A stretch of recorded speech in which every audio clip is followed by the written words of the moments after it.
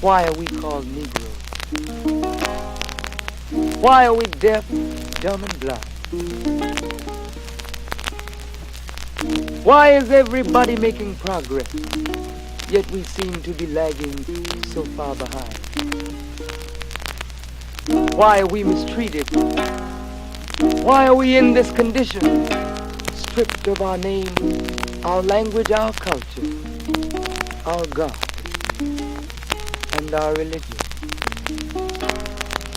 Here in America, all of our religious training has been gotten by the preacher.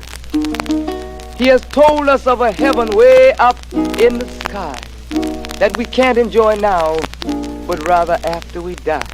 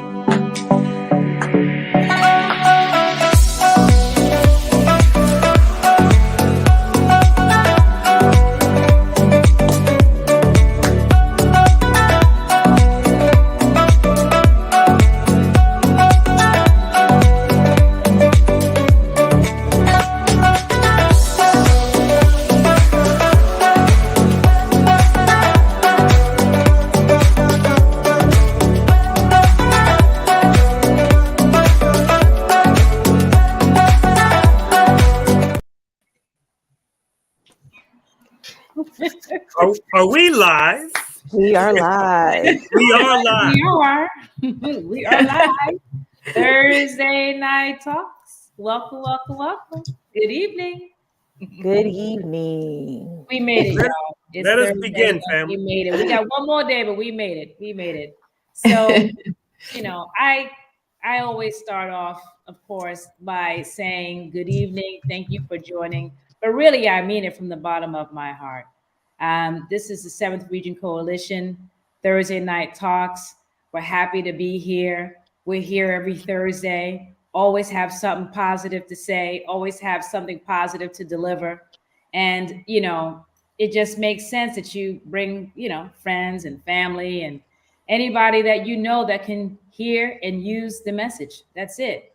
We're just trying to spread the truth and save lives at the same time. So, I am your sister, Michelle. And yes, please like and share. This is your opportunity. If you're on Facebook, like and share. And if you're on YouTube, you can subscribe. That's right. You can subscribe and still share, by the way. Just want to let that be known. And Sister Michelle, just straight up say, don't be stingy. that's Share right. that knowledge. Sharing, I always say sharing is caring, by the way. Just have to do the little heart. Thank you. There you go. So, and before I say anything else, if you have not had an opportunity to see the show that we had on last week, this is your moment. Just peruse down but you stay on here right now. Yeah, stay right here. Don't Stay here. go Please. Watch it. Yeah, watch that. Yeah. Mr. Michelle. Right, just keep Yeah, watching. okay, we're out of here. But your fingers can still scroll down and see all Yeah, the you can take a wonderful- look, but That's right. don't go there yet. shows Maybe after the show. that we had. I don't want to lose anybody. But anyway, I just want to thank everybody, welcome everybody in. Good evening, if I haven't said that. Assalamu alaikum to our Muslim family. And just listen, it's a good show. It's going to be impactful, as all of our shows are.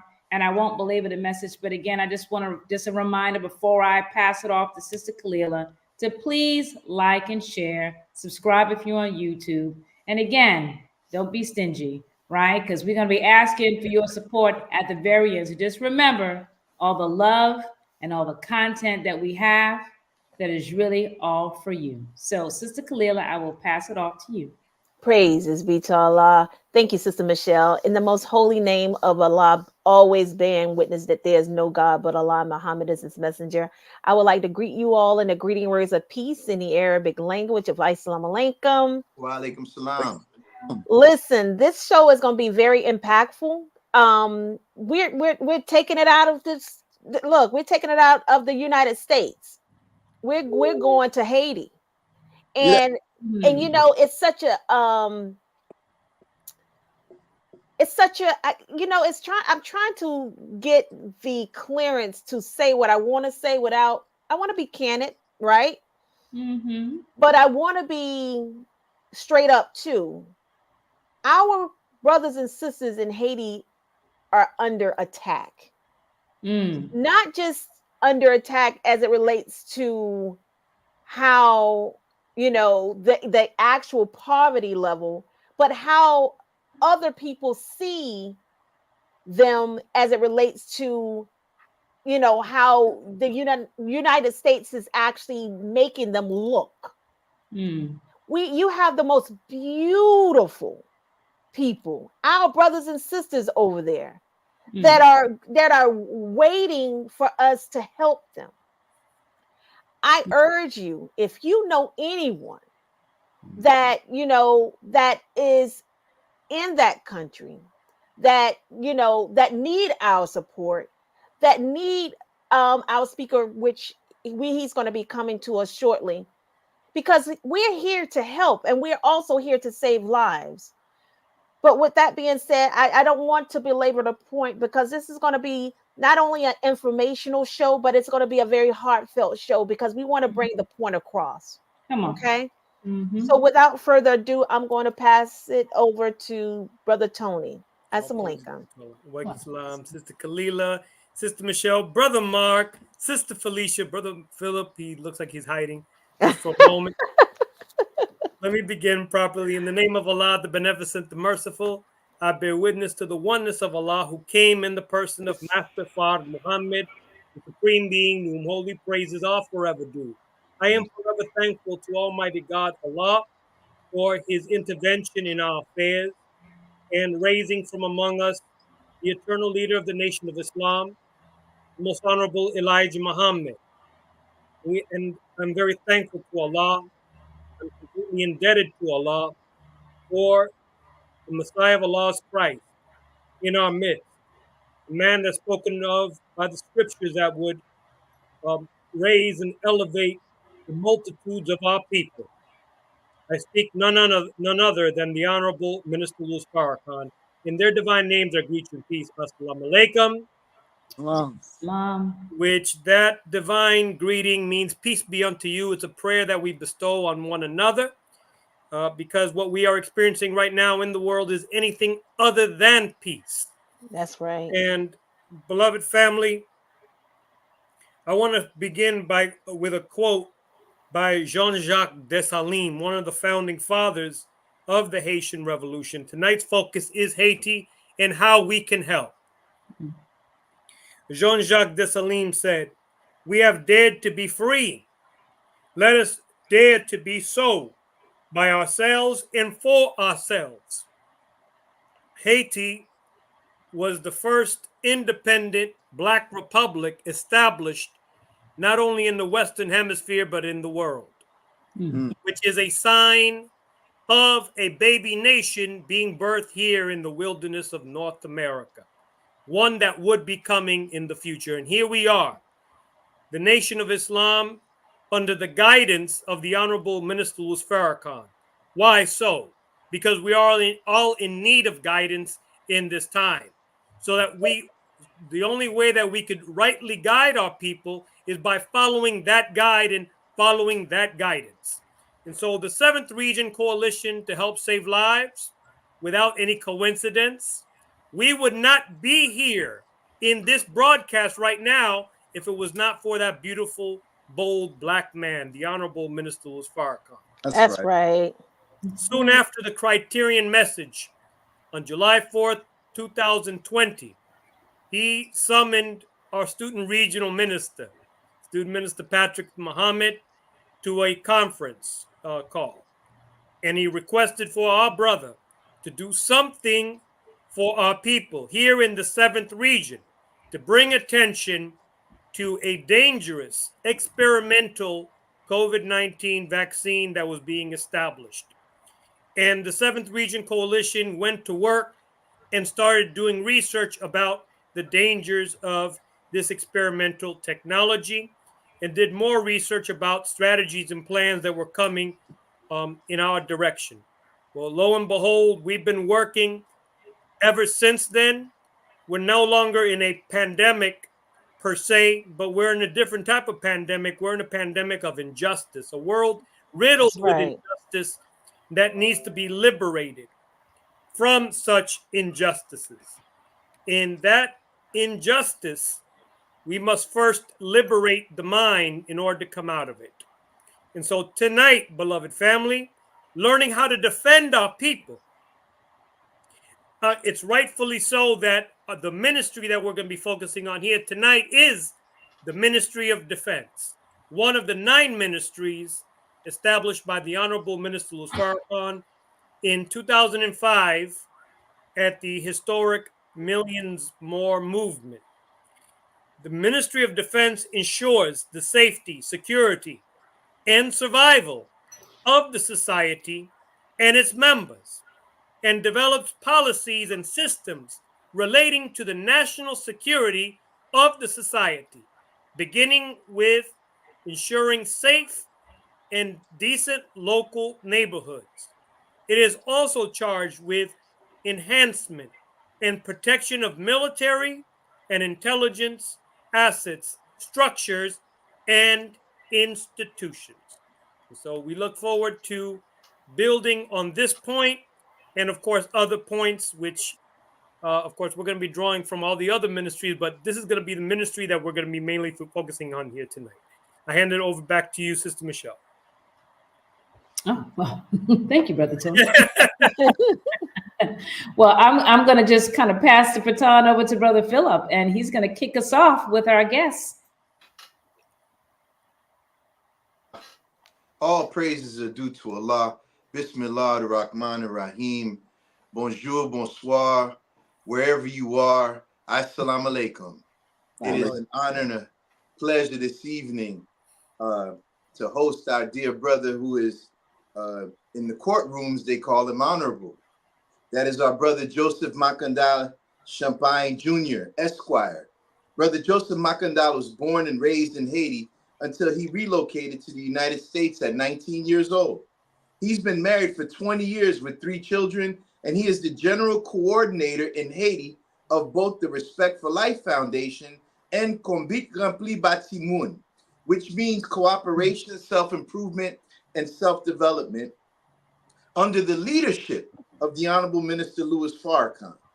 Brother Makandal speaks 4 languages, including, but not limited to Haitian Creole, French, and Spanish. In December of 2011, he was designated as the Honorable Minister Louis Farrakhan's Haitian Creole interpreter during the minister's visit to Haiti as part of his Caribbean tour.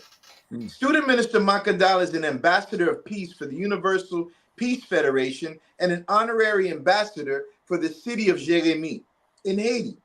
In his capacity as an attorney, as a lawyer, a goodwill representative, and an ambassador, Brother Makandal has engaged in many policymaking and conflict resolution endeavors. He has traveled to Taiwan and Korea on friendship tours.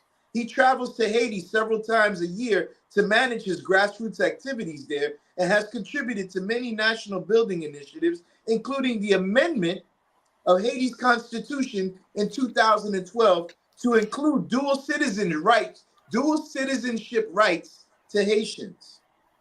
Additionally, Brother Makandal has traveled to the Dominican Republic to spotlight the ongoing crisis over the Dominican Republic government's treatment of Haitians and Dominicans of Haitian descent. He won a landmark decision in immigration court in Newark, New Jersey, granting asylum to a Dominican of Haitian descent from both the Republic of Haiti and Dominican Republic. By way of his background, Brother Makandal is the past president of the Haitian American Lawyers Association of New Jersey and former elected official. His political experience started on November 2nd, 2008, when he won in a landslide council seat for the borough of South Toms River, New Jersey, to become the first Haitian American elected official in New Jersey's history. Praise Before finishing his 3-year term, Brother Makandal on November 2nd, 2010, became the first popularly elected mayor of African descent in Ocean County's history, and the first Haitian American elected mayor in the state of New Jersey's history in that year. For the past 30 years, Mayor Macandal Champagne has been committed and passionate about serving his constituency, community, and our people at home and abroad. Brother Macandal holds a Bachelor of Arts in Psychology with a concentration on pre-medical science from Columbia University, where he attended on a full academic scholarship.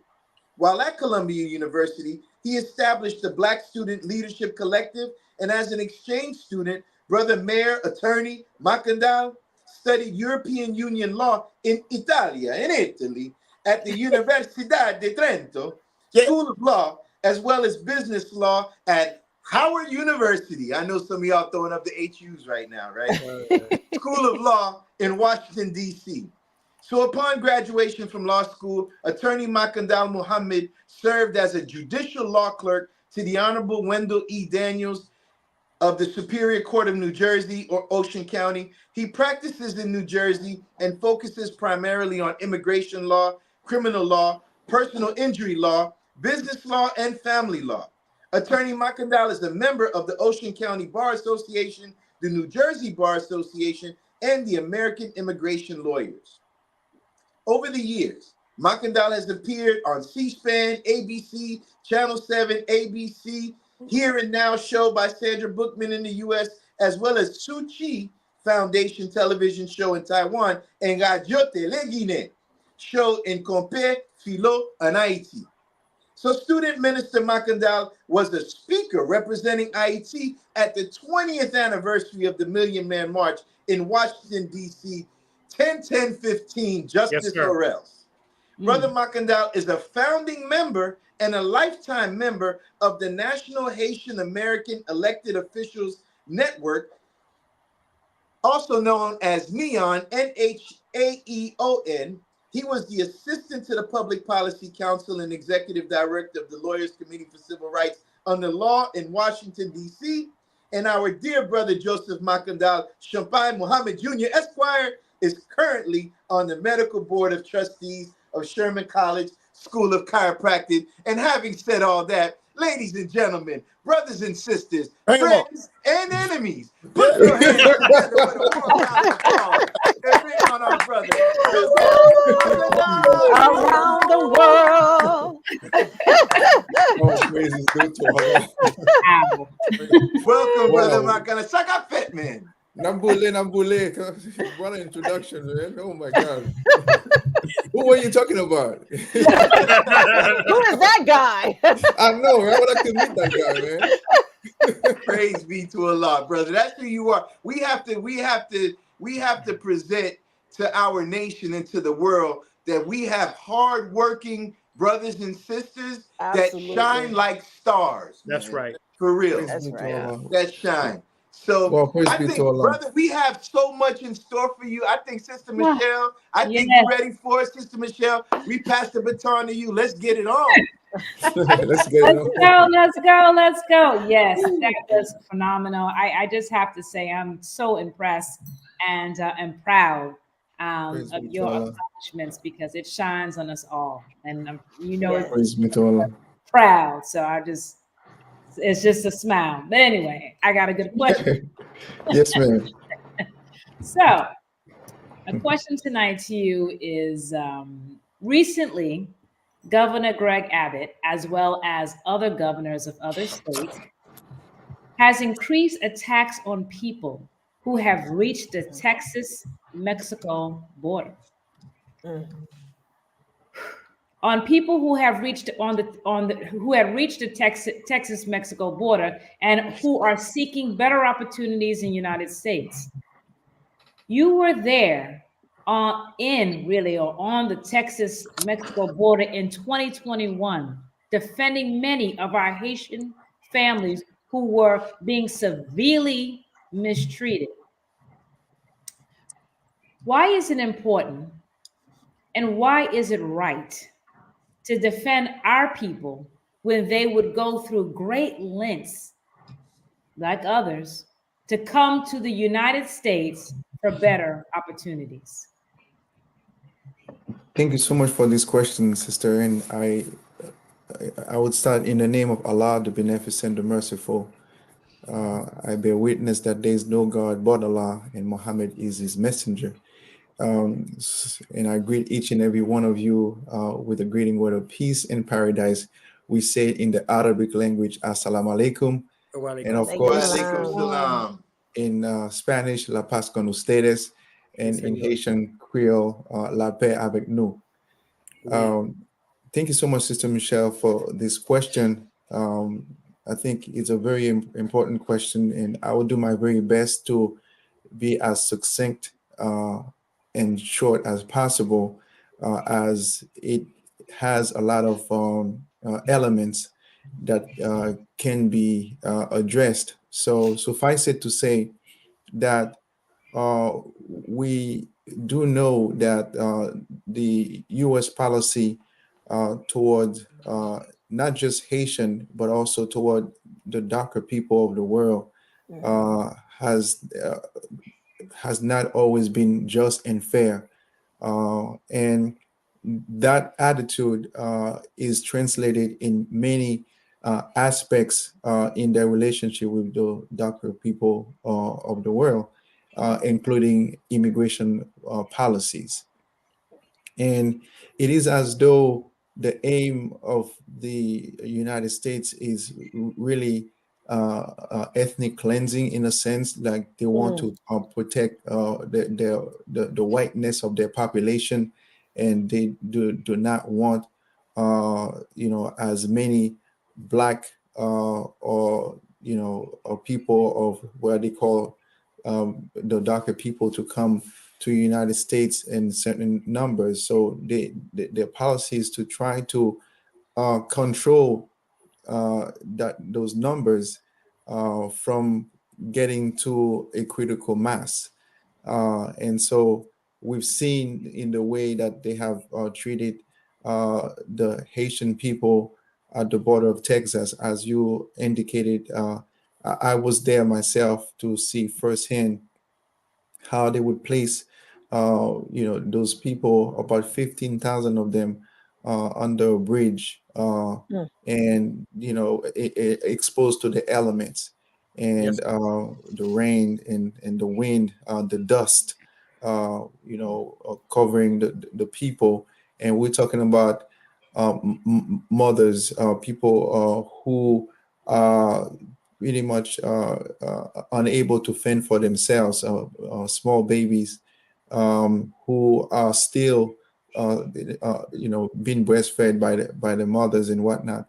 And it was, the condition was very horrific when I saw that. And as an elected, former elected official, uh, I joined with members of the Haitian National Haitian American elected officials who went there as well, to voice our discontent and disapproval of what the administration was doing at that time. And well, supposedly their motivation was uh, to deal with COVID, but um, we didn't see that same attitude toward other migrants. As a matter of fact, when we look at how they were treating the migrants from Afghanistan and other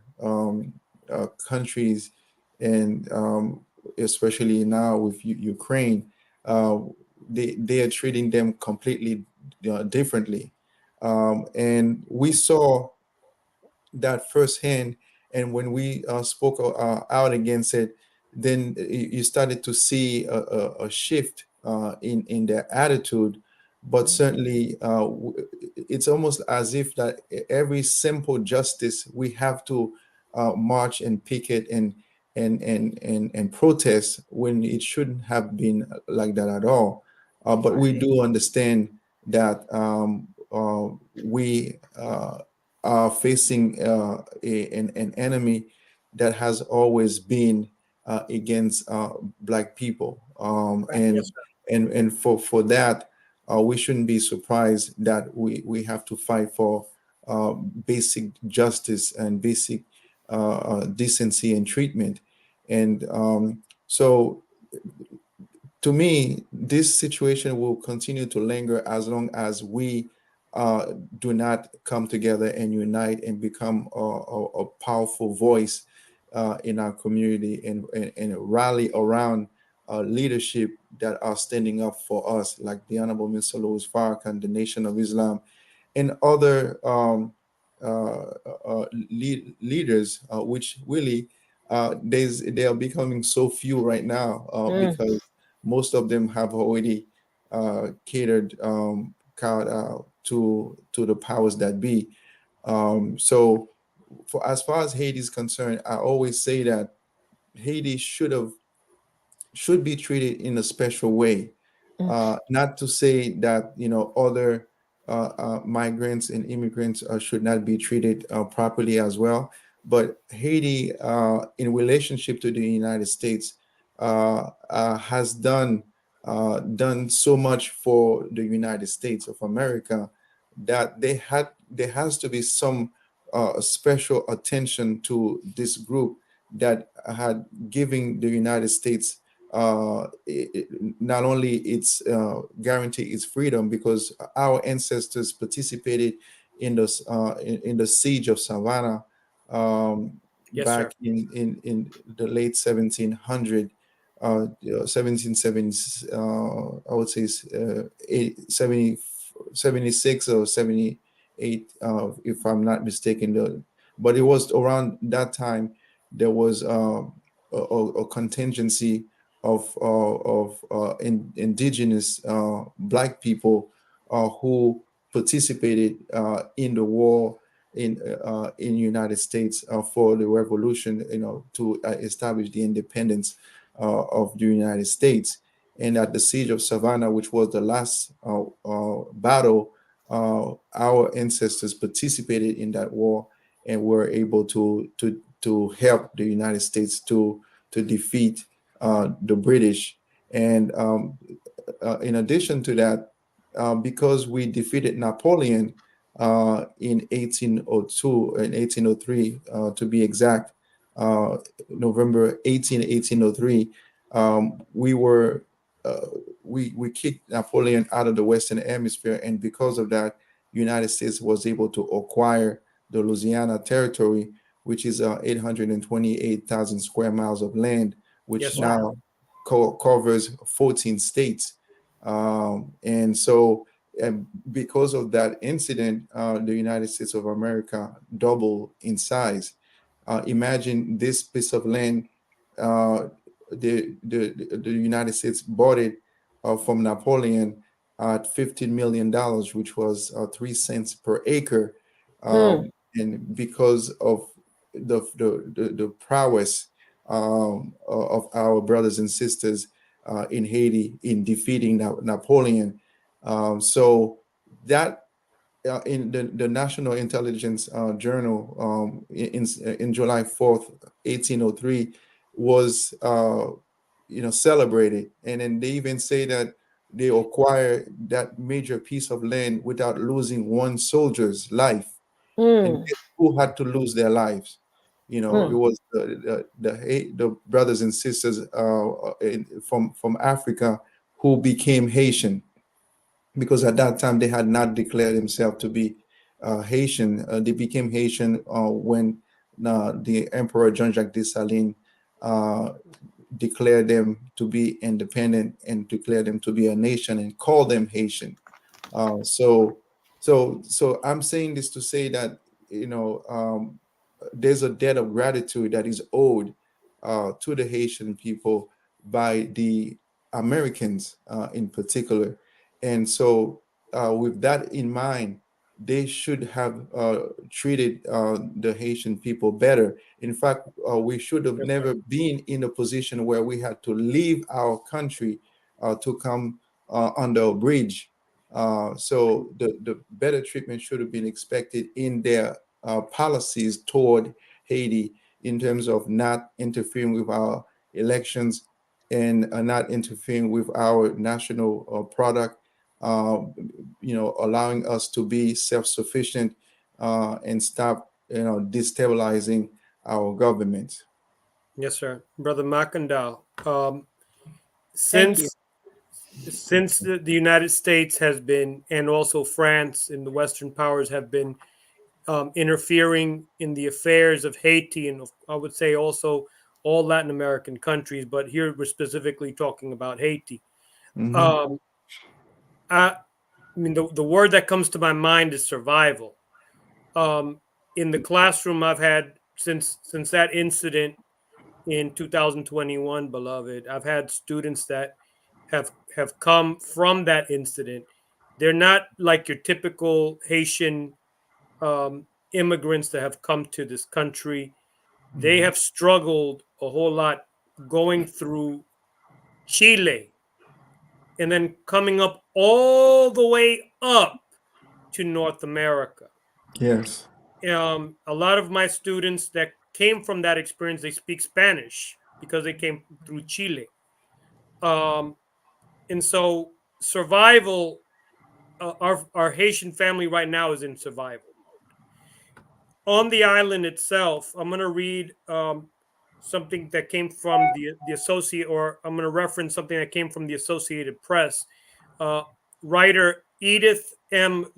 Lederer writes that the UN Security Council reports that there were over 8,400 victims of gang violence in Haiti in 2023, a 122% increase from 2022, which Mm. means that conditions on the island are getting worse. What is causing this level of unrest in Haiti? What is causing this level of unrest in Haiti is the interference, is the meddling of the United States of America and other nations, such as France and Canada, and others, in the um, national life of the country, in the particularly with the economy of the country. We have an example for, if I may present that. um, Mr. Clinton, President Clinton himself, admitted before the Senate that he, not no one else, he said it specifically, he was responsible for the Haitian people stop producing their own crops, Mm. particularly rice, the rice production, and Mm. that because of his doing, again, he stressed no one else, my doing, the Haitian people are now, they're not producing their own rice, and now they have to depend on the importation of rice. And guess where the rice is coming from? Was coming from at that time when he made the statement, was coming from Arkansas. uh, Mm. and so a lot of his farmers, benefited so much for the subsidizing of the production of rice, and also on making sure that the Haitian people stop producing their own rice. We also have the Tyson chicken coming into Haiti, and so, and then with all of that, they decreased the tariff, that is supposed to be imposed on the importation of those goods coming into Haiti, to make it even cheaper for the local rice production. And Mm. so this has caused the destabilization of the economy. It has decreased the value of the good, which is the currency in Haiti. And of course, it has increased the cost of living in Haiti. This is just one simple example I just provided you. But beyond that, there is the interference with our election. They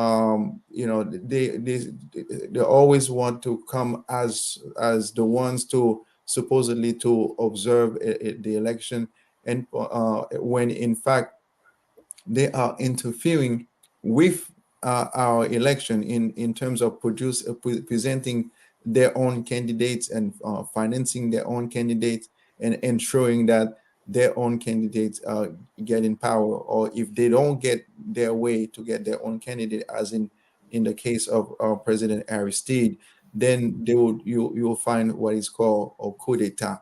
They would expel the individual out of power, which was in the case of Aristide when he came back.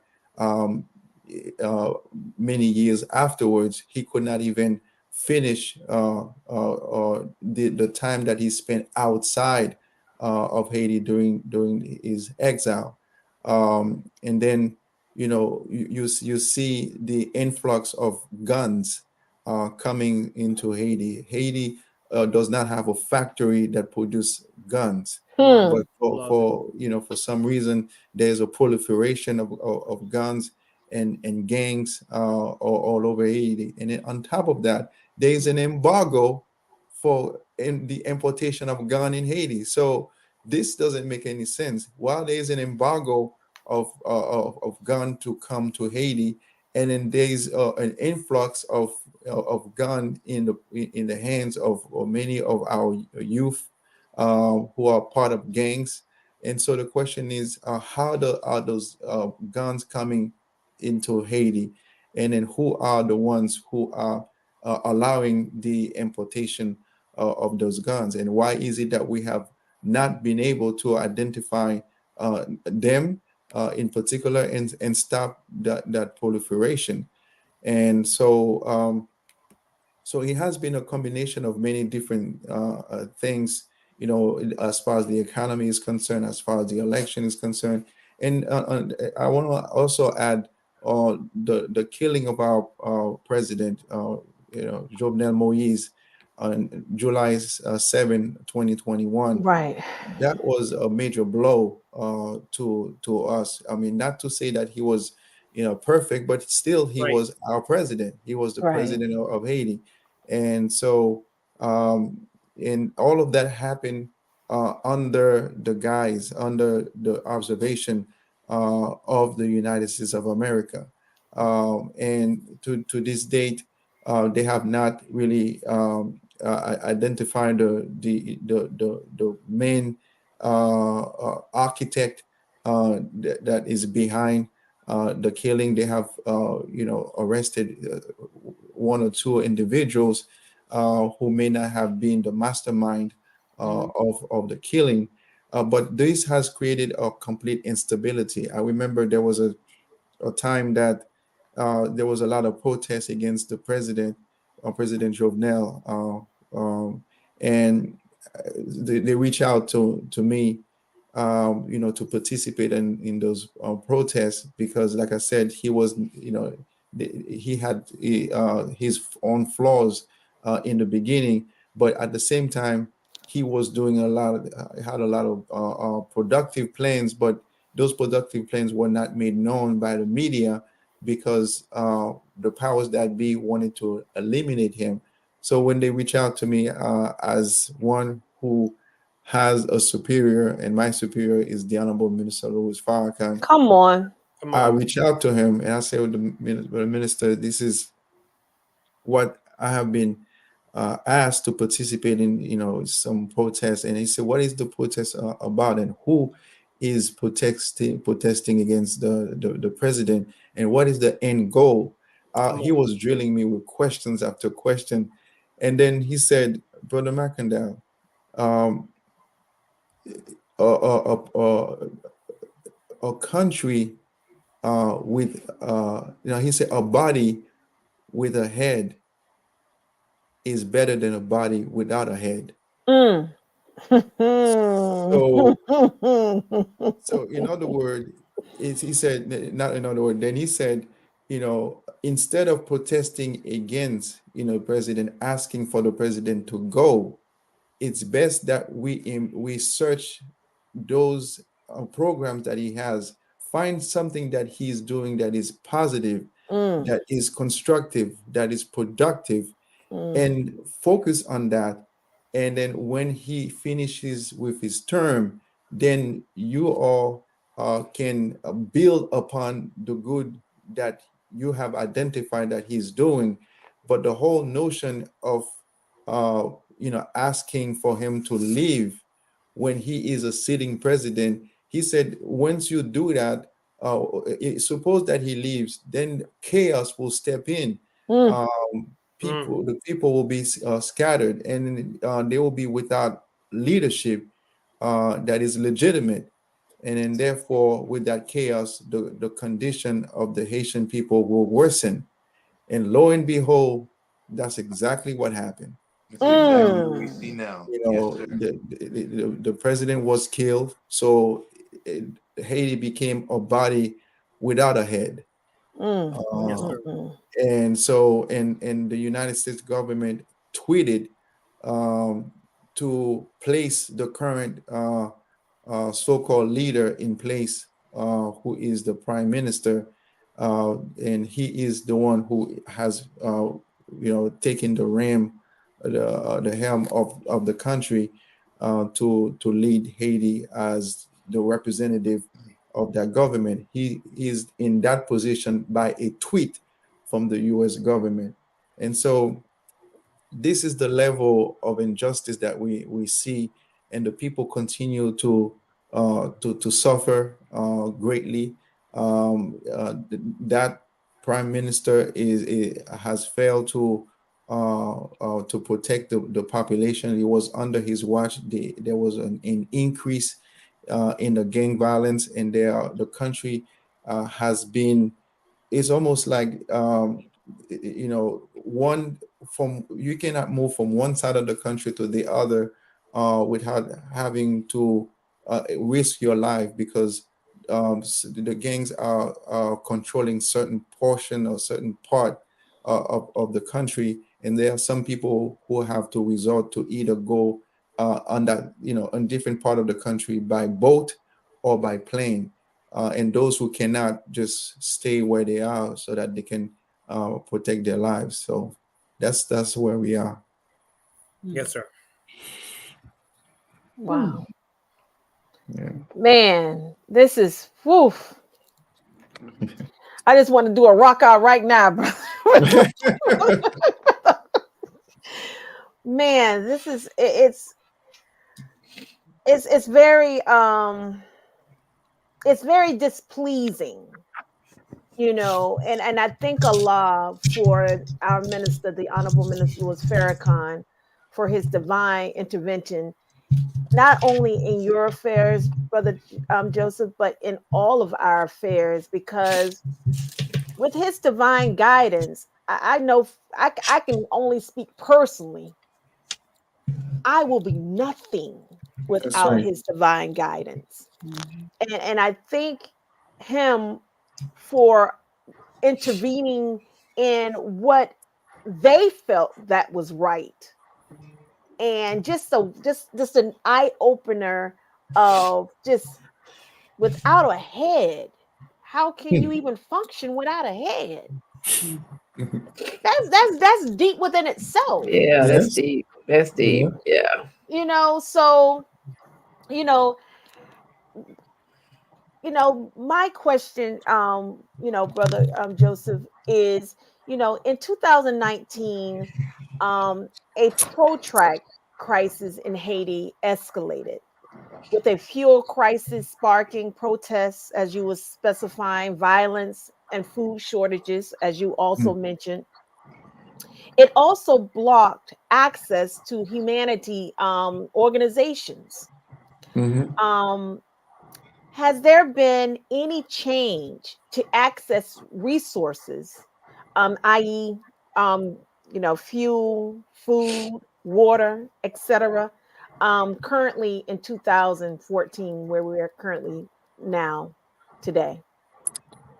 The issue that we had in 2019 with the fuel shortage, um, it's not the same now, Mhm. because part of the issue was not just the fuel shortage, but they wanted to create an environment around the President Jovenel, uh, to find a justification to topple him, um, and so those who have the power, to sell the fuel, were hoarding the fuel, and it was Mm. something that was manufactured. They were creating conditions and situation that would create a crisis. So the Haitian people have Mm. been dealing with one crisis after another, but most of those crises are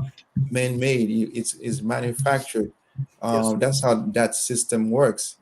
Keeping the people constantly having to respond to one crisis after another, and that was Mm. one of the crises in 2019. Mm. Um, Meanwhile, the price of the fuel now is much higher, if almost double the amount that it was before in 2019. So the people are not having access to that fuel, even though there's no fuel shortage, but they don't have the sufficient amount of money to have access to the fuel. And in addition to that, because of the gang violence that exists, there are certain area of the country that they cannot cross. For instance, there's a area called Martissan, which is in it's between the south and then also the central of Haiti. So let's say you have fuel, but you cannot drive to from central to south without risking your life. Of course, some people Mm. take the chance, but because of the gang violence and then the controlling of certain territory, the mobility has become a major issue. And so, as I indicated, the price of the fuel has increased, even though we don't have a fuel shortage. But because of the increase of the cost of living, then it is as if there's a shortage in a sense, but the shortage is not with the fuel, but if the funds to get access to the fuel. Wow. Um,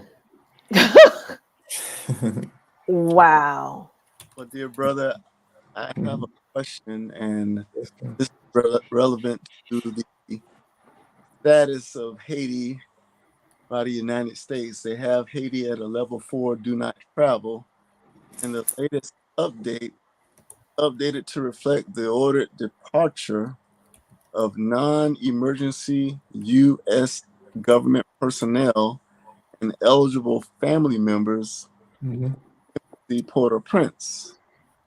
They say do not travel to Haiti due to kidnapping, crime, civil unrest, and poor health care infrastructure. Why do you think the United States government is stressing not to travel to Haiti? Well, there are several levels to it, but the first one, obviously, uh, they have the intelligence on the ground about the condition uh, that is a dangerous condition down in Haiti, and they have um, they know that they are partly responsible for the current condition underground, and they have personnel that are working on the ground in Haiti, and so from the perspective of the law, they have to give proper notice to those Americans who are working in Haiti, or who may intend to go to Haiti, and they have to give them proper notice that the Haiti is on a level 4 security, and that you should not go. So that way they are covered. So if you do go, that's on you. So you're not gonna be able to say that, well, did not warn us about the security level, and therefore you are liable for what has happened, or to myself or family member, or whatever the case may be. So that has an aspect of protecting shielding themselves from possible lawsuit because they knew the conditions were dangerous, and yet they did not increase the level and give proper warning to Americans who are already there or who have the intent to travel there. Wow. So in saying that, Brother Makandal, Brother Tony mentioned earlier that this is a focus um, on the Ministry of Defense, and as attorney, we are looking at legal defenses in establishing institutions and assets and structures to provide a decent and ensuring the safety of our people. In saying that, can you talk a little bit about the your nonprofit that was mentioned earlier, and what's the name of the nonprofit, and how is it dedicated to helping our people in Haiti right now? Yes, the nonprofit. Before I really delve into that, I must say that the nonprofit, there are two of them. They were inspired by the Honorable Mr. Louis Farrakhan. I remember I was going to Haiti in 2016, and the minister told me that, Brother Macondel, the Haitian people does not need just another religion. What the Haitian people needs is freedom, justice, equality, and peace. And they also need to know who the supreme being is. And then that was one conversation. And another conversation, he said, prior to going there, he said to me that um, do not go to the politicians and those people of influence when you go to Haiti. Make sure you uh, go to the poor, the rejected, and the despised, and communicate my love to them through you. And he made that statement to me because the year before, uh, uh, myself and Brother Philip, Brother Patrick, Brother Aki, and Brother Josue, and many other brothers. It was about 10 of us, Sister Aliyah.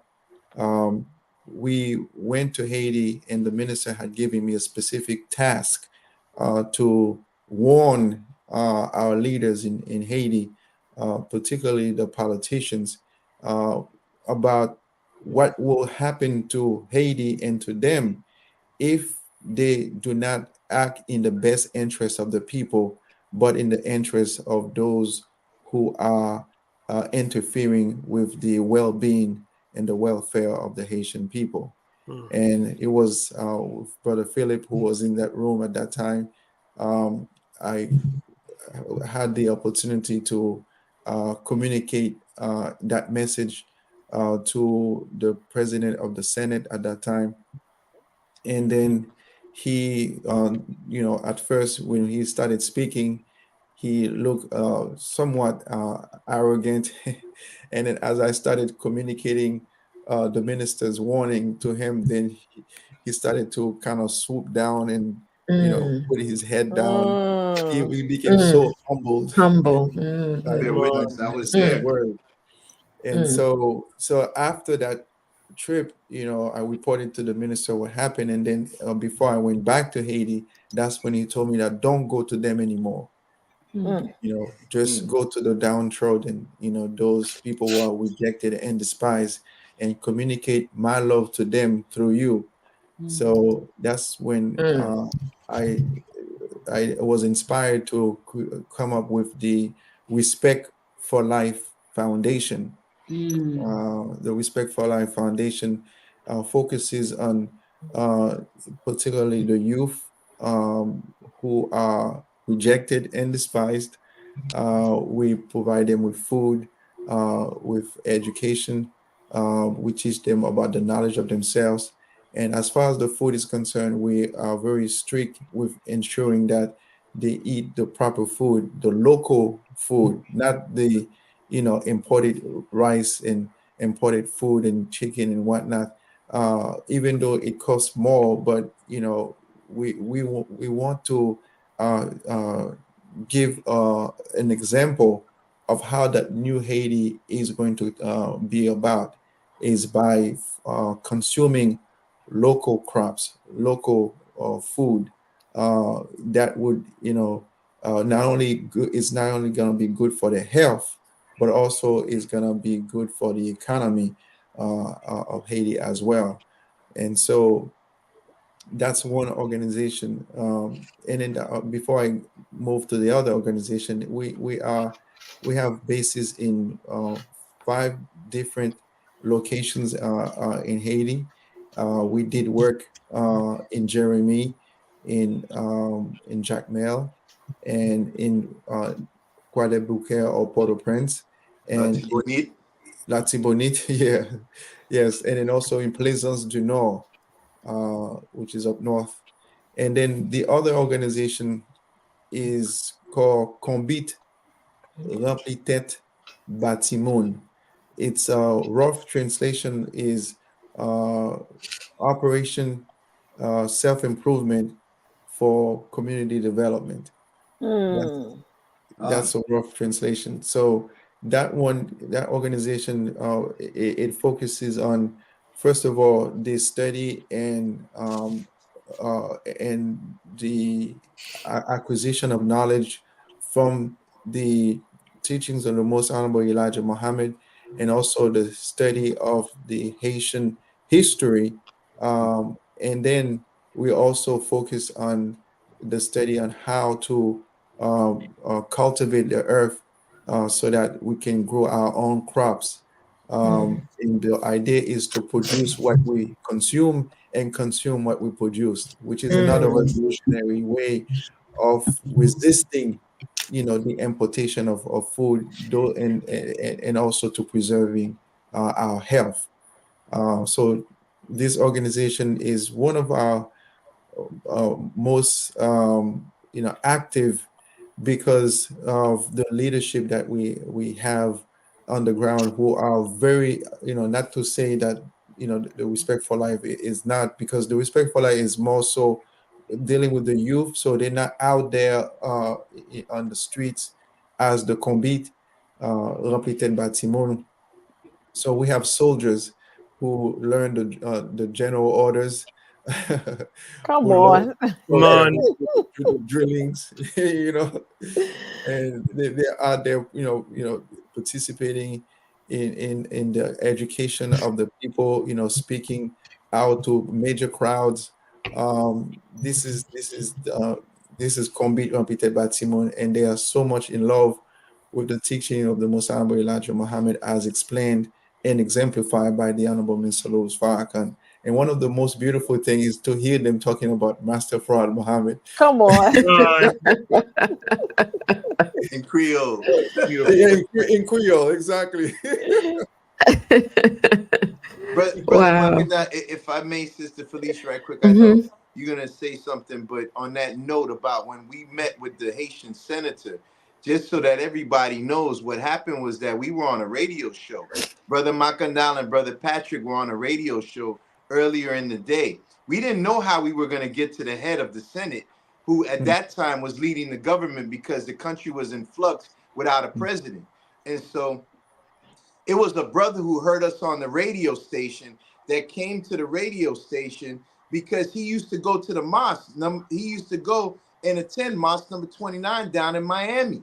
Oh, Okay? wow. And he heard us. You remember that? Who happened to be a sitting congressperson in the parliament at that time. Yeah, And he got Wow. on the radio and he said, I heard y'all was here. And he was friends and he used to attend the mosque with Brother Rasul, Brother Oh. Minister Rasul Muhammad. And he came and he's the one that escorted us into the parliament so that we could go meet with the head of the Senate at that time. Wow. Look Praise at be God. to Allah. that's right. Yep. Brother Nahum. Yep. But God. You remember that, right, Brother Makana? Yes, that was Brother Nahum. Brother But Naum. Naum. Okay. Yes. Yes. Sorry, Sister Felicia. Go ahead on, my sister. No, you're not sorry. No, don't apologize. Yes, yes. So, Brother Markandar, let's build on what you were just talking about relative to the convent organization. Are there other initiatives and other organizations that are actively involved in aiding Haiti, and how can individuals support them? Um, yes, there's several organizations that are on the ground that are helping Haiti. Um, and then, for me, I work with what I know. I work with Combit and Fondation Respect pour la Vie, or Respect for Life Foundation. And I did share with Brother Philip the link for if anyone wants to support, they can send a donation and whatnot. It's www dot respect for life foundation.org. um, and that would be greatly appreciated to help finance our work in Haiti. And besides what I have shared with you, we also celebrate each special dates we have in the Nation of Islam. In Haiti, we do. For instance, we have Savior's Day coming up.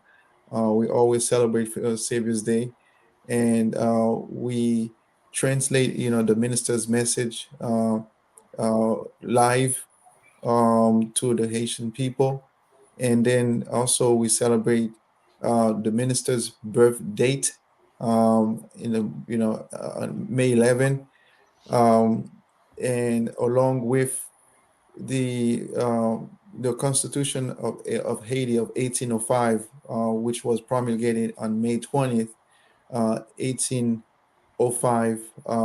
So the month of May is pretty charged. We also celebrate, Haitian flag as well, and we celebrate Agriculture Day.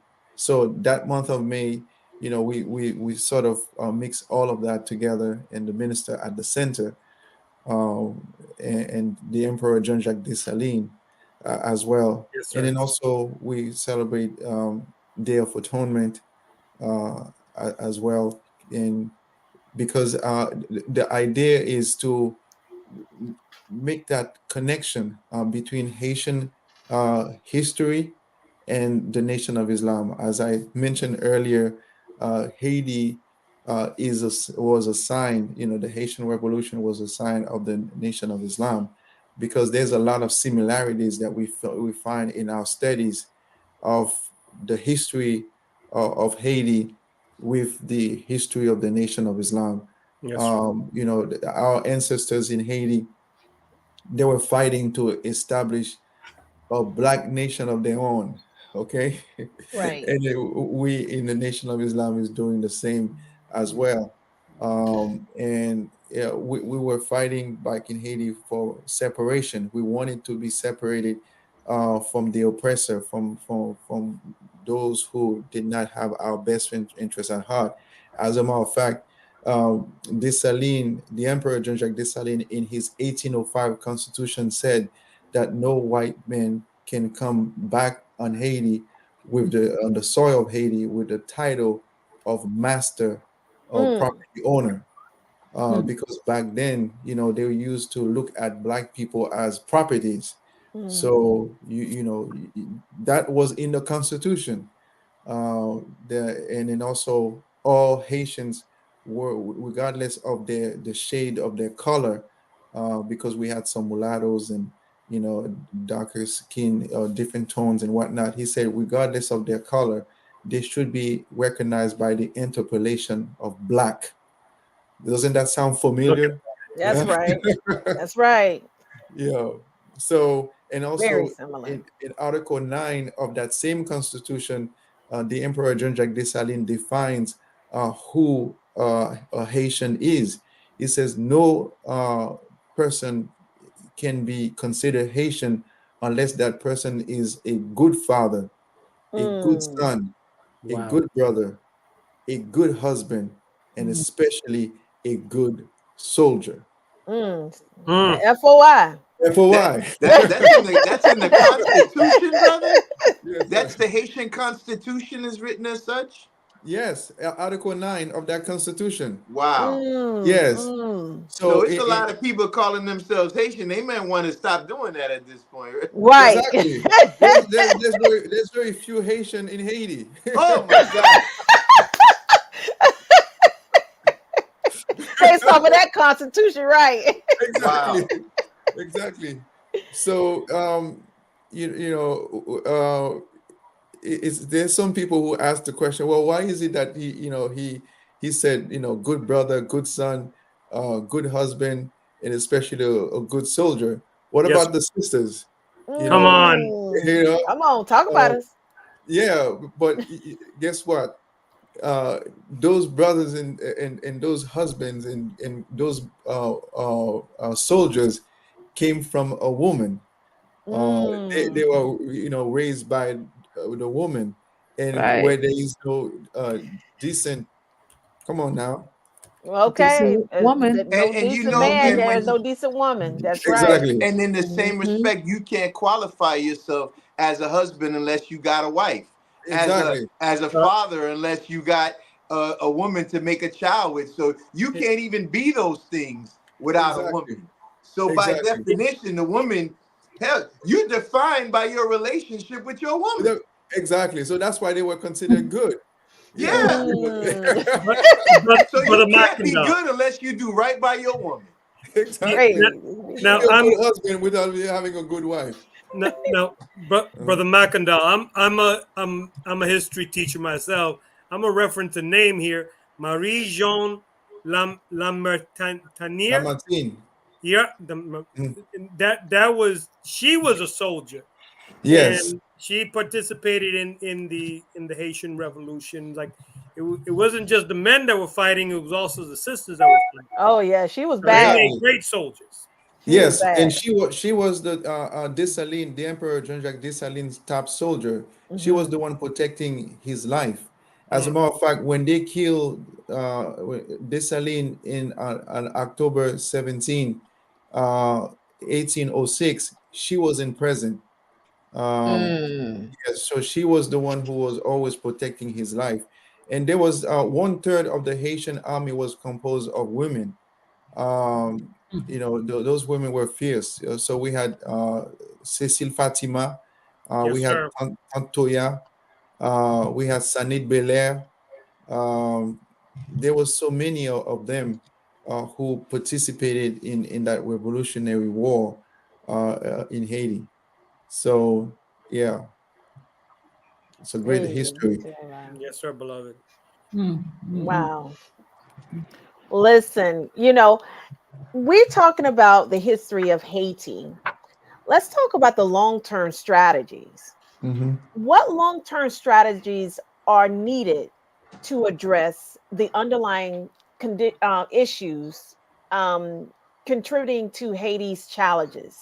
What is have we can we talk about those? I mean, because I know that we can deal with the short-term strategies, which you have did excellent with your organization, taking rebuilding Haiti by um, pulling their resources and now outside resources to to aid the children and their families in regards to food. But if we could talk about the long-term strategies and address those in regards to the contribution of Haiti's challenges. Yes. Well, the long-term strategies basically, first and foremost, Haitians have to become Haitian again. Come Mm. on, teach me. Based on the constitution of the Emperor Jean-Jacques Dessalines, they have to develop that degree of morality that is expected of a Haitian, according to the Emperor Jean-Jacques Dessalines, that they have to become good husband, a good son, good brother, and especially a good soldier. A soldier, and when it says a good soldier, that does not mean a soldier carrying a weapon, But Mm, anybody who is militating in different profession is a soldier. You know, a lawyer who's militating in the practice of law is a soldier. mm, In the Nation of Islam, we say that, you know, we are soldier first. That's right. You know, anything comes afterwards. But, you know, as a doctor, you know, who is militating in the field of medicine, you are expected to be a soldier Mm, because you are militating in the field of medicine. So every profession, everyone who holds a profession, whether he's a carpenter, whether he's uh, any profession that is in the service of the people, uh, is considered as a soldier because that person is militating on behalf of others. So again, Haitians have to become Haitian again in the sense in the sense that they have to develop that sense of morality mm, that has to be cultivated, uh, you know, by uh, acquiring the proper knowledge of themselves and the proper knowledge of God and the proper knowledge of who their friends and who their enemies are. And I don't see any other teachings really that can, and I'm saying this honestly, that can really help them uh, other than the teaching of the most honorable Elijah Muhammad that's as right. exemplified by the honorable Mr. Louis Farrakhan and the knowledge of the accomplishment of their ancestors, the teachings of Macandal, Bookman, yes, and sir. Dessalines. You know, these, when you're marrying those two together, as the Honorable Mr. Louis Farrakhan said, Haitians and Haiti will go back into their state of glory that they Mm, once were before. So long-term wise, there has to be an educational aspect, you know, where we have to acquire the knowledge of ourselves mm, to we commit ourselves to the mission of our ancestors because the Emperor Jean-Jacques Dessalines uh, did his part in terms of declaring us to be a nation of people, not a group of slaves, uh, but a nation of people with citizenship uh, that was called Haitian, not slave. So we went from being called slaves to being called Haitian. So the textbook definition of a Haitian is a free person, Come mm. on. basically. Wow. So we have to acquire that kind of knowledge to develop institutions that will help to develop that new Haitian from the perspective of the Emperor John Dessalines and also from the perspective of the Honorable Elijah Muhammad because he wants us to become independent, free, and equal with all members of society. So it's that's the long-term plan. That's the education, and of course, it's not enough to just have that, but also have the knowledge of self, but also to do for self. Again, that's Right. the teaching of the Most Honorable Elijah Muhammad, and also Dessalines said the same thing too in his 1805 Constitution. He said every Haitian should acquire a trade. They should have Mm, mechanical trade. Every one of them. There's no distinction. I don't care if you're a lawyer or doctor or carpenter, whatever it is, you should have a mechanical skill.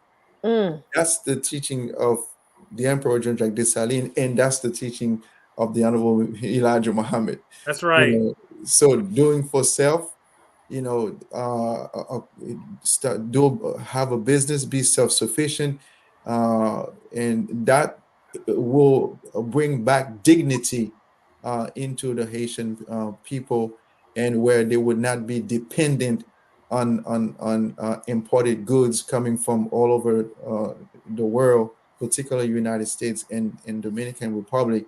And so to me, that's where we'll start education and also agriculture. Mm. praises be to Allah. Mhm. Brother Tony, we had a question. We do, and it is related to what Brother Makandal had just mentioned. Let me go ahead and pull it up over here. Here Oh, it is. uh, You I, got it. I got it. I Okay. got it. Brother Henry Carter writes, the Haitian economy is heavily dependent upon agriculture. How receptive would the people be to becoming a technological hub? Oh, speaking on behalf of our brothers and sisters in Haiti, particularly from our organization, Combit Remplite Batimoun, our people will be very, very receptive to a technological hub, so long as it does is not destructive to the same environment that we are trying to use to go agriculture. Because we've seen, how, in the United States particularly, they have technology, but yet they are producing GMO crops. Yes, sir.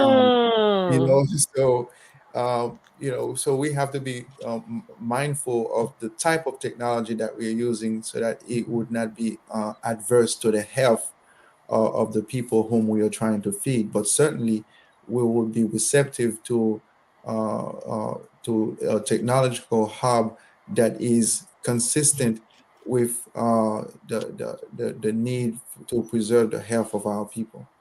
Brother Makandal, talking about technology, and in 2010, Haiti experienced the earthquake, major earthquake that killed thousands and thousands of our people there.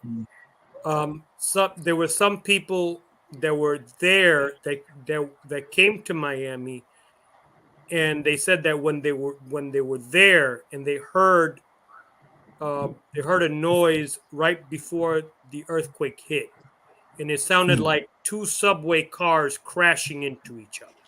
Mm. mm, This is not Brother Tony speaking. This is what the people that were present there said that they heard. Um, we know that there's plenty of drilling taking place off the coast of Haiti. According to certain scholars, there have been interest since Bush was a CIA director in the 60s. There was always suspecting and an interest in finding out if there was oil off the coast of Haiti. And Mm. lo and behold, Mm. after the coup d'état, that in which our brother in the 90s. Man, I'm getting senioritis right now. Oh boy, not senioritis. John Bertrand Aristide, when he was ousted, soon after there was drilling off the coast, and just in this recent earthquake that took place just a few years ago, brother Philip, I remember that you made mention to me that this was on the news. There was a brother that came out of his house, and there was literally oil flowing literally in his front yard. Can you speak a little bit about how that type of technology is really having a detrimental effect on our people there in Haiti, since we're on that topic? yes, certainly. It is very plausible that this earthquake could have been the one that happened on January 10th, uh, January 12, 2010, could have been triggered by, drilling. And, it may have activate one of our fault line Mm. on the ground. And so I cannot speak conclusively to that, but it is highly probable. And speaking about this particular incident, it brings forcibly into my memory what happened to my sister. I have a 19-year-old sister who died in the earthquake Mm. uh, of Haiti, and this was a very devastating event for many Haitians, even those who may not have not lost one that is that close to them as a sister or parent. But every one of us knew somebody who had lost someone in Haiti. We're talking about close to 300,000 people who have lost their lives. Bodies were littered on the streets. of Haiti, and it was a very devastating event.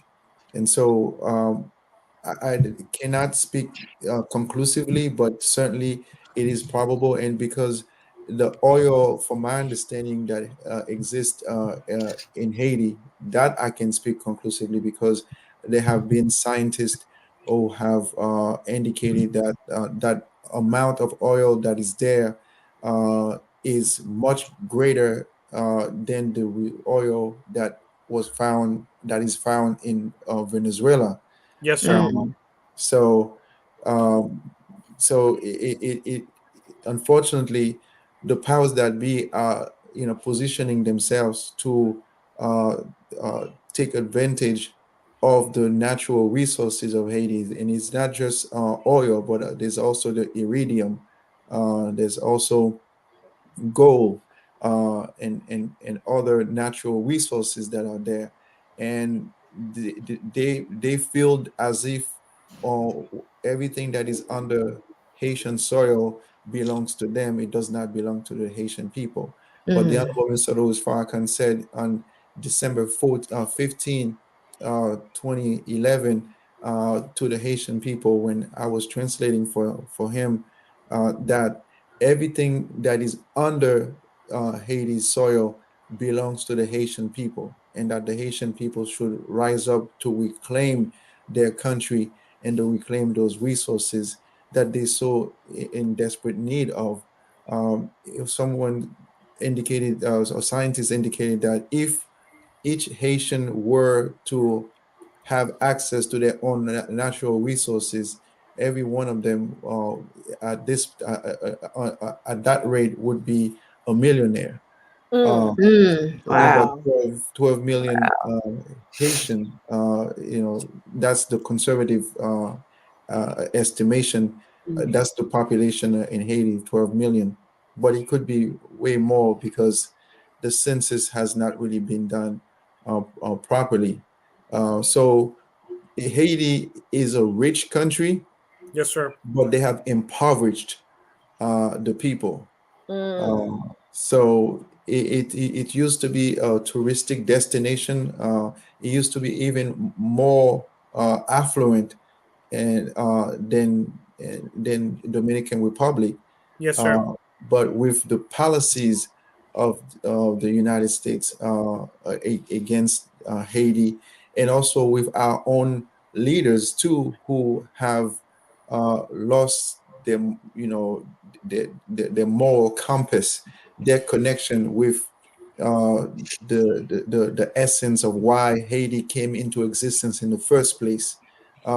They have sold their soul to the devils and have contributed to the destruction of Haiti and where Haiti is at today. Mm. Mm. Wow. Wow. Well, Man. I'm gonna jump in and I'm gonna try to turn it around just a little, Brother Mackendall. Please help us, Sister Yeah, Michelle. yeah, Lord. there's a lot of things that we're, of course, that we're talking about this evening, that's happening in Haiti, that's been happening in Haiti for a long time. Considering some of the things that has happened, can you talk to us a little bit about, has there been any success stories or positive examples of assistance in Haiti that can serve as models for future efforts? Hmm. Um, I would say there have been some success stories. For instance, I've seen um, Haitians who used to live in the diaspora, despite the situation in Haiti, going back to invest in agriculture, Mm. who have, you know, taken upon themselves to provide resources to people who live in the outskirts of Haiti, who have land that are not being used or don't have the resources to cultivate those land, and I've seen them, cultivating different type of crops, and sending them to market, and if this type of genuine effort could be multiplied by as many Haitians, not only who are in the diaspora, but also who are already on the ground. I think it would diminish the amount of hunger and malnutrition that we see going rampant in Haiti.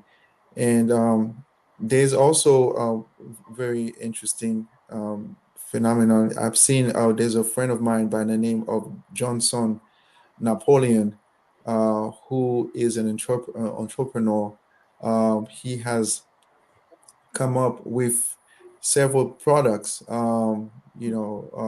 soda made with non-GMO product, and and he has milkshake, um, Mm. different type of products that is putting on the market, but it's representing the Haitian, people in essence.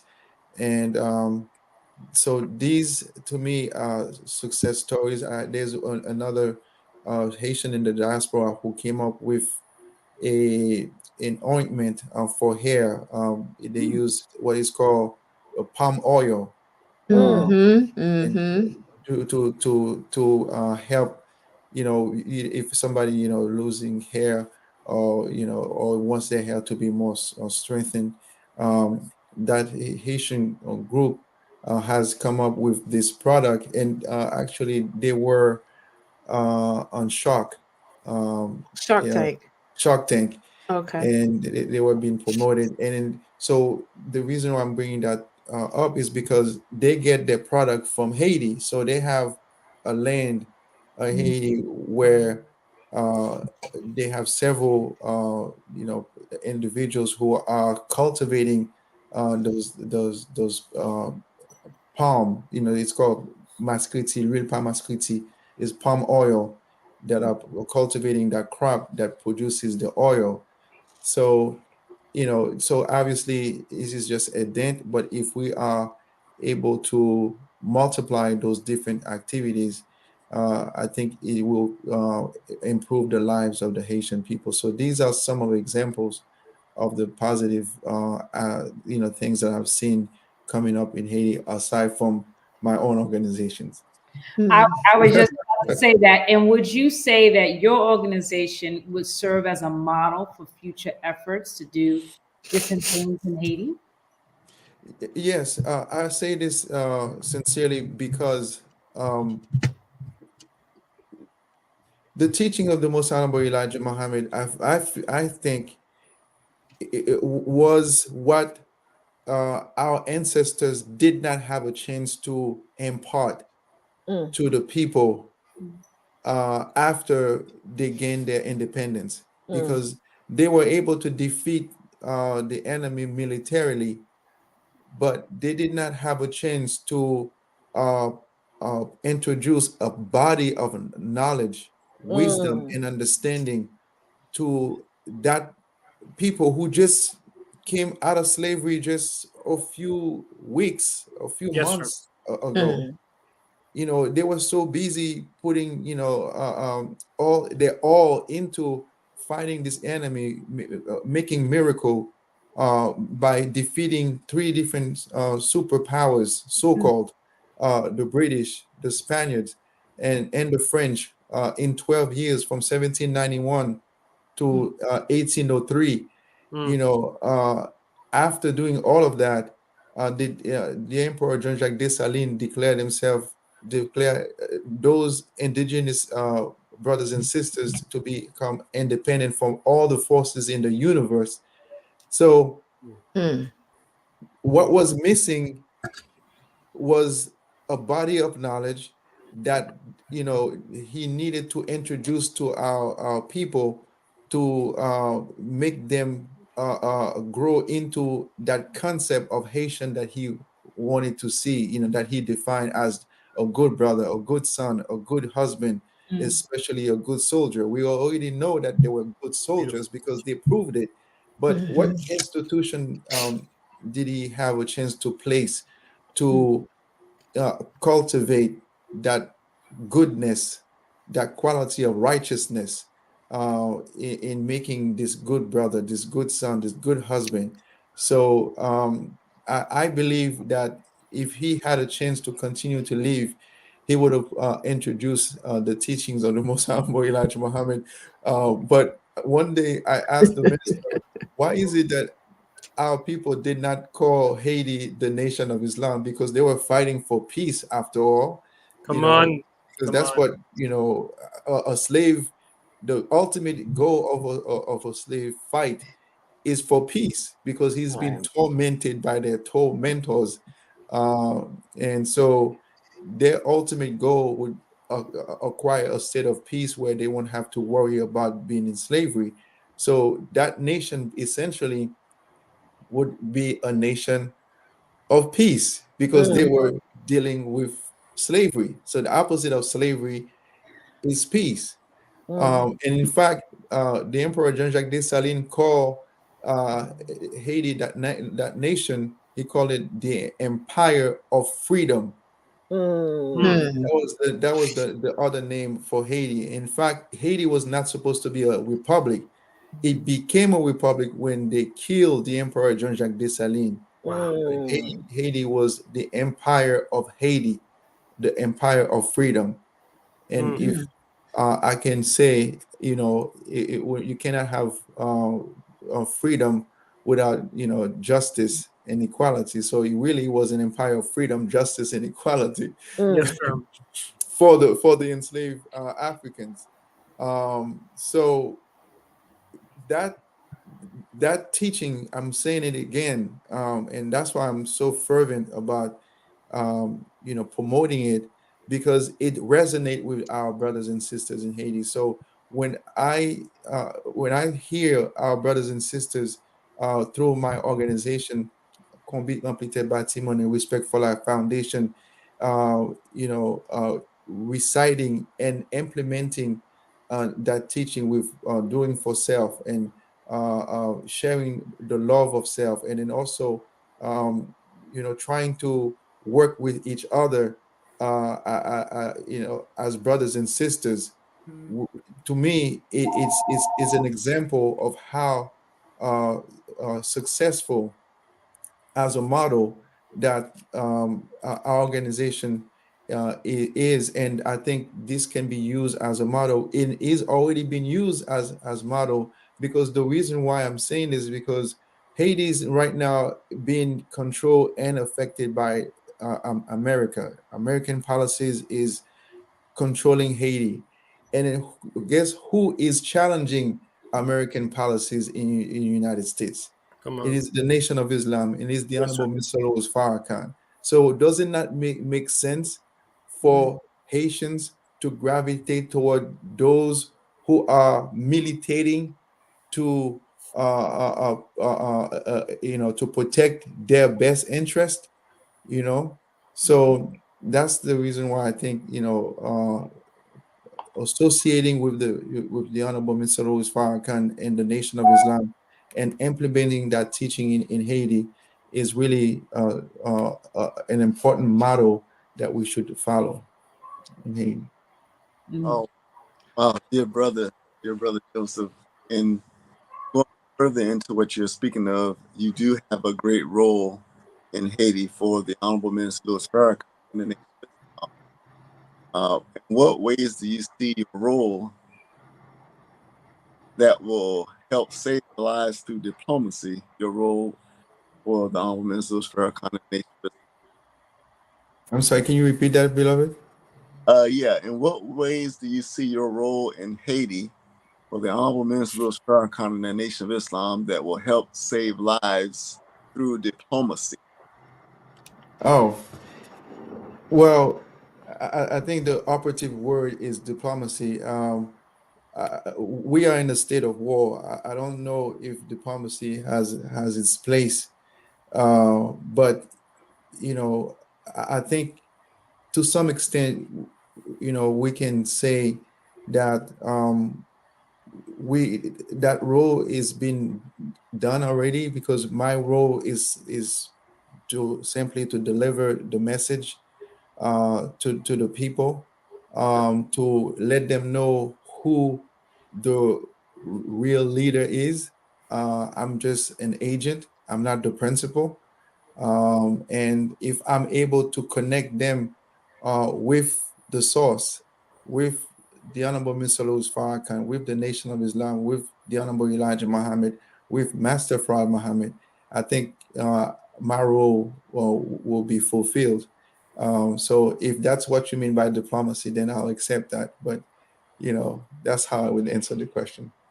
Excellent. Thank So to camel back off of what brother Mark just asked, brother Makandal, I've always seen the Nation of Islam as a nation, and a lot of people like to group the Nation of Islam as a religious organization or a group, right? But not as a nation. So as brother Mark raised the um the the point of diplomacy, I kind of see you in that Mm. role as an ambassador. Can you really what was that post assignment that was given to you by the Honorable Louis Farrakhan? When did you receive it, and what does it entail? You mentioned a little bit. Can you just drill down in that briefly as you can into that a little bit more so we can understand it in the context of an Yes, sir. ambassador or a diplomacy or what that is? Yes, sir. Well, it was in July 17, I believe, in 2015. We were in Florida, Fort Lauderdale to be exact. The Honorable Mr. Louis Farrakhan uh, made the assignment to me, indicating that I would be his representative to Haiti, and that I would work with brother student regional minister Patrick Mohammed in that capacity, because Haiti is in the seventh region. Um, and so that is the assignment. And I also want to point out the assignment is not necessarily to uh, cause Haitian people to say with their lips that they are Muslim, because the minister said to me that the Haitian people does not need another religion, but what the Haitian people needs is the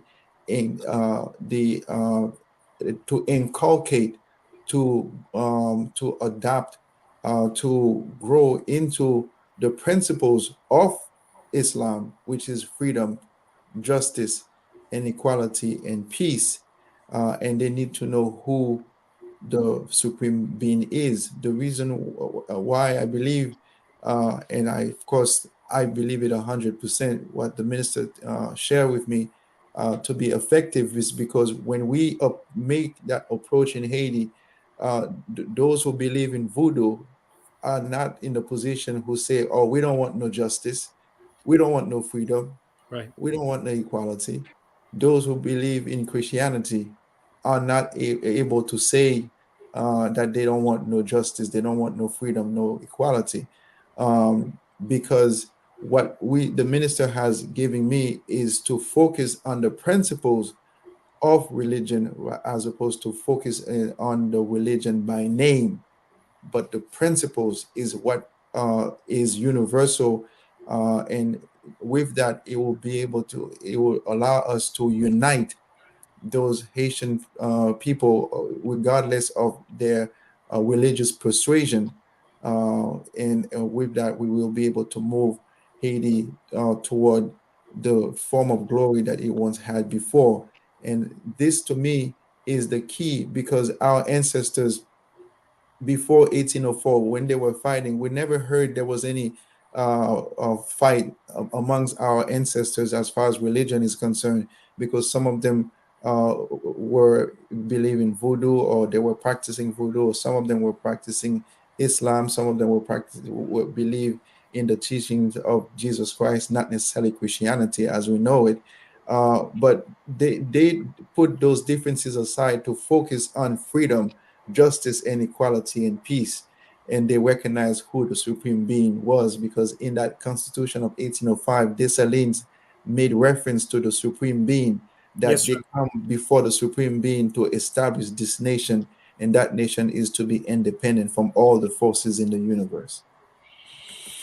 Yeah, Brother Makandal, just on that note, whenever in the history of Haiti and everywhere else, whenever we have been united, beloved, that led to our rise and the fall of our enemy.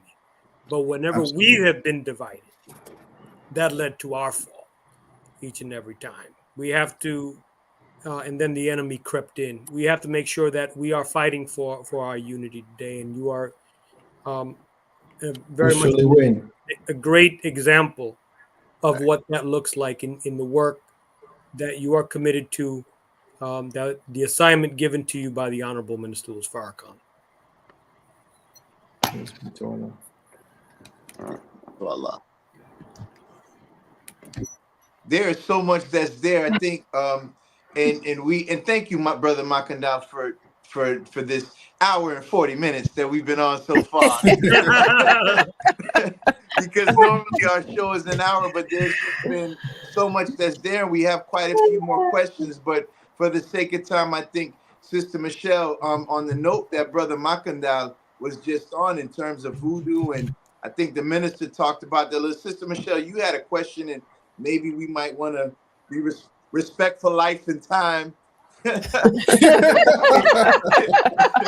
Yes, sir. But Yes, that's a sir. big one there, Sister Michelle. That's a big one there. All right, for our moderator, our dear sister, right there. All right, all right. Well, let's give it up. All right, so our last one. So voodoo has always been given as a negative connotation. The minister once said he is particularly interested in learning more about voodoo. It's like what we just mentioned. The religion widely practiced in Haiti. You have a special relationship with the former is it Haiti? Haiti? Ati. Ati. Ati, Joseph Yeah. Fraser Comas, who Mhm. received the Inner delegation at the airport. What have you learned about the relationship between Islam, voodoo, and Haiti? Wow, that's a beautiful question. The minister did say that when he arrived in Haiti and was asked what was his purpose for coming to Haiti, and he said one of them was voodoo. He wanted to learn what voodoo is all about, and he was able to meet with the RT at that time, which was Max Beauvoir, the gentleman you see with the fez, white Yes, fez sir. on. His name Mhm. is Ati Joseph Koma, who is a good friend.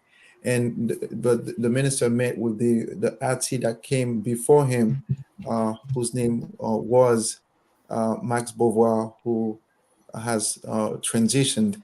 And in their communication conversation, they have concluded the common thread that runs through, uh, Islam and voodoo is that the word voodoo itself, a lot of people don't know that the term voodoo came from the language called Fon, Fon, in Dahomey, which is South Benin today. Hmm. Um, and that word voodoo, which is supposed to, the original word is not voodoo, is voodoo, is voodoo. Mm. Yes, It sir. means spirit or deity or God.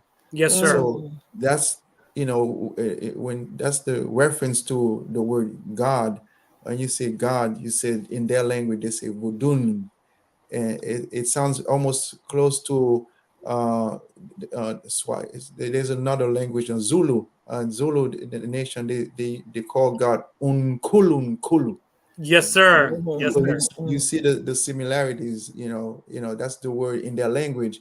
So what happened is in Haiti, they started using, instead of recognizing the word as God, they turn the word into a religion.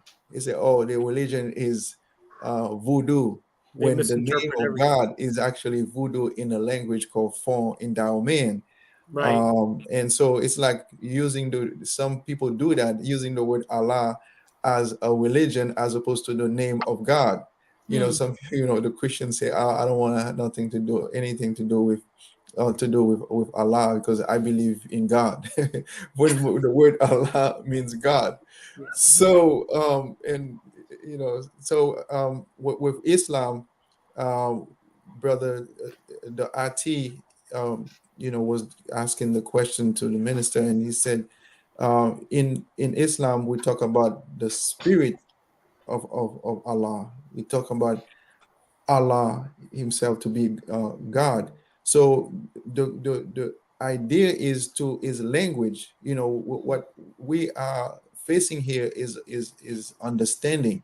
The lack of understanding that is causing us to see one separate from the other, when in fact they are both are referring to God. Allah means God in Arabic, and Vudun means God in the language called Fon in South Benin. So our ancestors were not confused back then. They had sufficient understanding to know that they were all referring to the same entity, who is the Lord of all the worlds. Peace, beloved. So that's basically what it is. Beautiful. Thank you. Beautiful. Praise All be to right. Allah. Praises be Drop to the Allah. mic. Man, thank you so much, Brother Makandal, for sharing and gracing us with your presence, and for the work that you do on behalf of the Honorable Louis Farrakhan, the Nation of Islam, and Black people worldwide. And we definitely look forward to having you again and seeing you again. Sister Kalila, anything you want to take us to the next phase of our show? Yes. We'll keep So Brother You, Makandal you, here, you, you you got to know? sing it, Sister Kalila. listen. Well, actually, I was going to segue the tree of the week to my dear brother Philip. But Because he is the originator he of is the originator the of tree the of tree of the the week.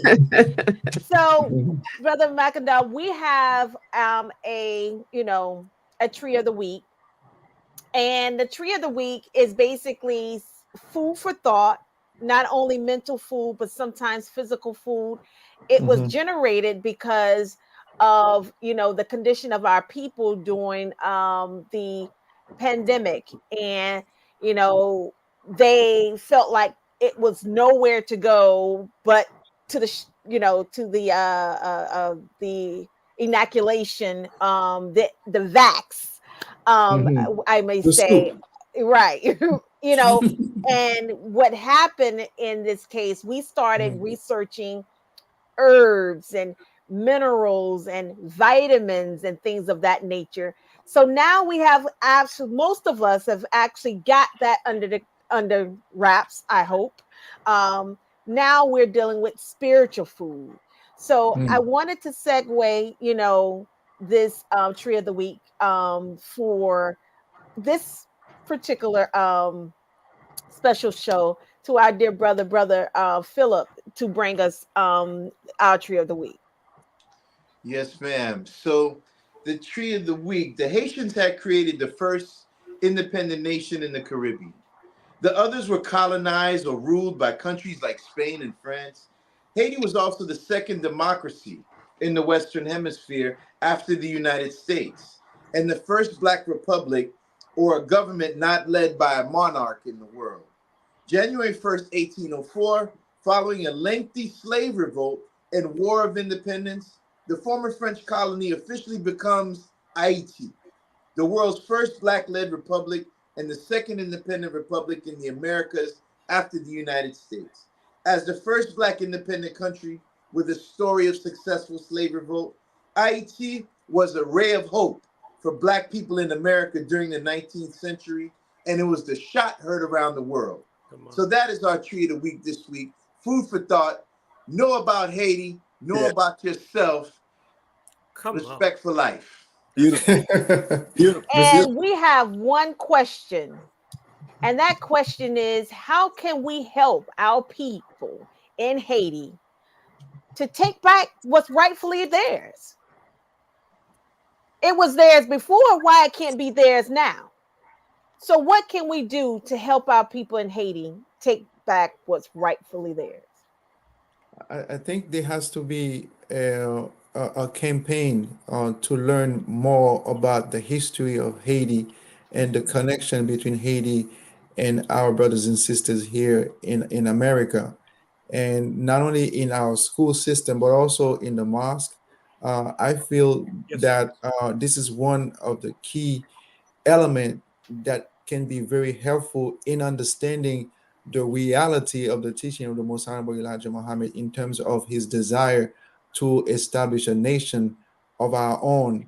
There is an evidence that that did happen, and so getting to know and understand what happened in Haiti and how this can help us as a blueprint to not just a blueprint, but as an inspiration for us to fulfill the goal of separation, fulfill the goal of establishing a nation of our own. I think this is going to be very key. And so, once we have been educated about the value of this nation, then it will be easier for us to go on pilgrimage. Go there in Haiti and trying to help, because uh, Haiti is supposed to be to Black America what Israel is to the Jews. So that is very important, and of course there are ways we can help as well by supporting this show right here, and then supporting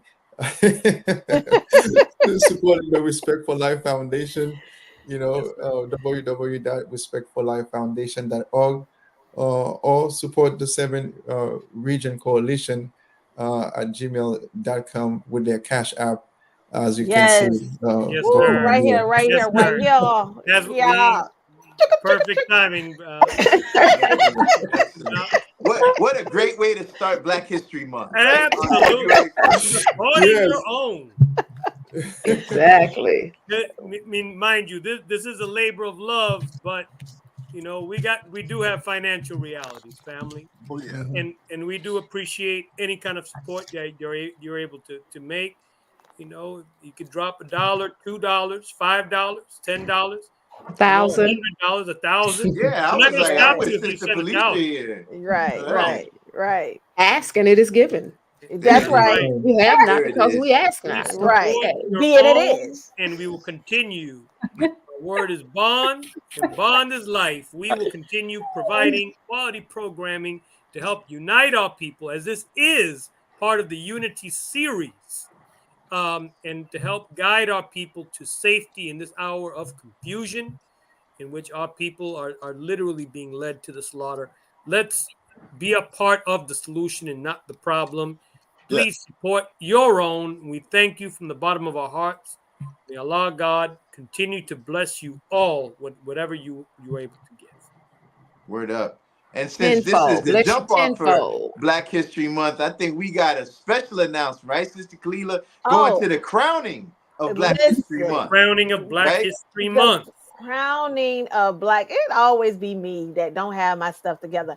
Listen, y'all just please forget. I be so excited, y'all. Y'all There it have no is. idea. Y'all have no Pull it up, idea. Leela. Boom. Yeah. Listen. And we have the title Come on. to the program. Oh, oh my God. What does Allah, the great Mahdi, and the great Messiah You have can't. to say about the war in the Middle East? Woo! That is a program, that is a message that you Yeah. do not want to miss, and you want to be there physically if you can. Mhm. And tickets are I'm going telling you. fast, dear family. I Make think they your way to the gone. state. Oh, I'm Yes, they will. sorry. But Go ahead, Sister Lee. Go ahead, go ahead. Give 'em a We're little all hope. excited. Yeah, that's Savior's Day 2024, family, for all of those that are tuning in. The Honorable Minister Louis Farrakhan will be delivering a message entitled, What Does Allah, the Great Mahdi, and the Great Messiah have to say about the war in the Middle East? That will be on Sunday, February 25th. For those that can't be there in Detroit, Michigan, you can log on to noi.org to follow and to hear that message live and in effect at noi.org from Detroit, Huntington Place. That's going to be on February 25th. So start to begin to prepare yourselves, your hearts, your minds for that wonderful message. And that concludes our announcements for this week.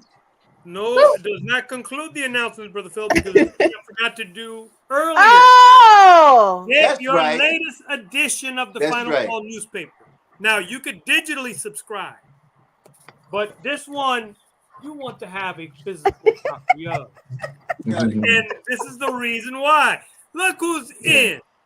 When you do great work for your family, when you do good work, you are blessed. And we were blessed to be featured in this latest edition of the Final Call newspaper, highlighting what has been taking place here in the state of Florida and specifically in Jacksonville, the injustice experienced by one of our own, by our beloved brother, Cameron. We had our sister, Sister Marsha, on the program. I believe it was two programs ago. Three. Three programs of work. Be sure to go to our YouTube page, or you could go to Facebook and go reload that particular program. But you could also read about this particular issue and how you can help in this situation where our brother is in prison. He is literally, his legal rights are being stripped from him. He's being neglected medically, and we believe, quite probably, that he's being experimented on based on the way that he's being treated in those medical facilities behind bars. Please read up about this particular incident and how you can help in the latest edition of the Final Call newspaper. And of course, our student regional minister, Student Minister Patrick Muhammad, is featured in the great work of the mighty FOI in the street. This was at the MLK parade earlier this month. We thank Allah for our student regional minister, always out in the community doing the work among our people. All praises due to Allah. All right. Thank you, sir. And can I one more thing, since we did mention before, we did post it up before, but we want to also mention again, please support Life Foundation.org. Please support our beloved brother, Student Minister. Not the Red Cross, not the Blue Cross, not the FEMA, not any of that. No, that's right. Our brother Muhammad is behind this organization here that is helping our people firsthand, uniting our people, bringing together resources and working to help our people there. Please support your own. We urge you to look into supporting our people through these different platforms and endeavors. We thank you. So, I was going to say, I have one thing to say before we get off the air. We will see you next Thursday. Inshallah. If you didn't say that, we're going to keep talking. Family, thank you for joining us tonight. May Allah God continue to bless you. We are the 7th Region Coalition to help save lives. Assalamu alaikum.